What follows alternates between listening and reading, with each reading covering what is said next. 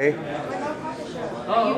Ready? Ready? Yes. Okay. Oh yeah. So I'm Nicole Lazaro from Zio Design, and here at iPad Dev Camp, and we're having a great time making iPad games and other applications. We've got very fun talks this morning by Flurry on the different applications that are running on the iPad right now. I was really surprised that it was mostly books and games, and that the sessions for iPad apps on the iPad were actually a little bit longer than the sessions for iPhone apps running on the iPad. So I thought that was really interesting.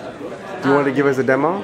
Yeah, sure. So what we've got is I have a game here for the iPad, and this is it's called TiltHD. It's based on a game that I actually designed with Joe Hewitt at the very first iPhone Dev Camp. We actually won Best Game, and it's called TiltHD, a Flip's adventure in 1.5 dimensions. And in it, you play Flip the mighty tadpole, and basically Flip gets left all alone in the blighted ooze that was once Shady Glen. Flip's too young to crawl, so you control gravity and wind to help Flip bring back the environment. So you do that by gathering water and seeds and then eating carbon out of the air. There are no buttons in the game, so all you do here as Flip is you just tilt to play. It's just tilt to play. So here I'm gathering some water, and I want to avoid that green blight. I'm gathering some carbon, and now feeding, getting some water, feeding Flip some carbon, and then, ooh, there's a mushroom. Really want the mushrooms.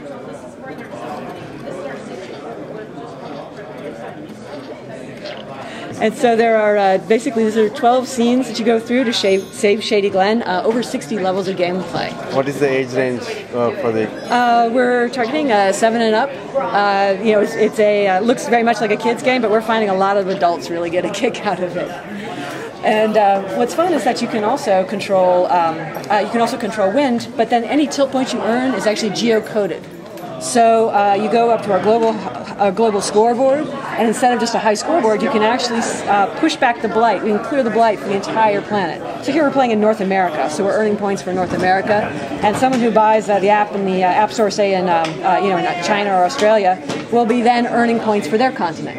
So by everyone tilting together across the globe, we'll help clear the whole world of blight. And if you want a little bit more, here's a demo of the wind mechanic.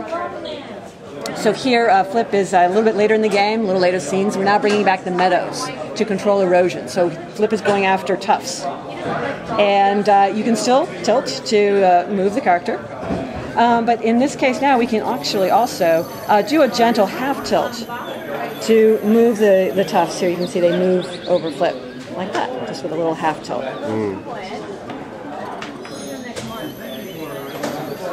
Got that one.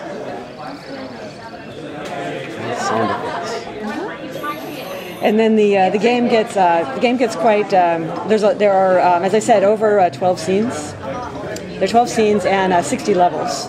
So at the end of the game, you can actually play. Here we're gathering super puffs to clean blight out of the sky. So Flip essentially plants these plants that can actually finally clean the air themselves. We get the last little bit of blight out of the sky. So again, we can still tilt like this, but now we have a combination of half tilting and jumping. So now I'm jumping on the diagonals here, and I have to clear those that way, and then we'll clear it back that way. So I have sort of a sliding number puzzle mechanic for this level. So they're each handcrafted levels, over 500 pages of script files I wrote by hand.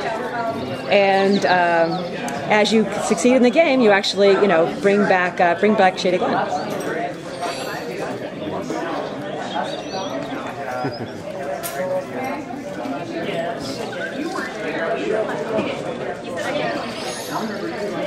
Oops, that one's pretty tough. So is it featured by Apple on the store? Or? No, not yet. Not yet. We're hoping. It just launched with the iPad, and so we're a small independent developer, just a set of 4 or 5 folks. The name of the company is Zio Play, XEO Play. Zio Play. Is this your first app on iPad? This is our first iPad app, definitely. And the artist is Iggy Medeiros. He did all the wonderful art for us. The audio that you're enjoying is done by Stuart Doobie. So have you been able to promote this app, and have you seen any sales, surge due to the promotions you have done? We're right now we've just been gathering a baseline, and so now we're about ready to do some promotions on the app in the next coming weeks. So we're going to be doing some stuff around Earth Day, which is this Thursday. Okay. And do you have any tips for the indie developers, to succeed in the App Store? Oh yeah. Well, I think that one of the most important things to succeed in the App Store is, well, first of all, create a good experience, a unique experience in the game in a game or an app that you can't get anywhere else. Especially if you're using the iPad, you want it to be something that they can't just do on their iPhone. And the other thing too is to think about what you can do outside of the App Store as well. What kinds of appearances you can make on websites or with blogs or stuff like that, so that you can actually drive traffic to the App Store, so that you don't have to only rely on the App Store as your main channel. And the third thing I'd recommend is adding social features, so any kind of social dynamics, whether it is Tilt makes a great over-the-shoulder demo. And I think that if you've got stuff that people like to show other folks, that's an awesome way to create viral distribution. And then if you have social features, it's even better. So like when we can play head-to-head or cooperatively together, that's what's going to make a really great iPhone or iPad app.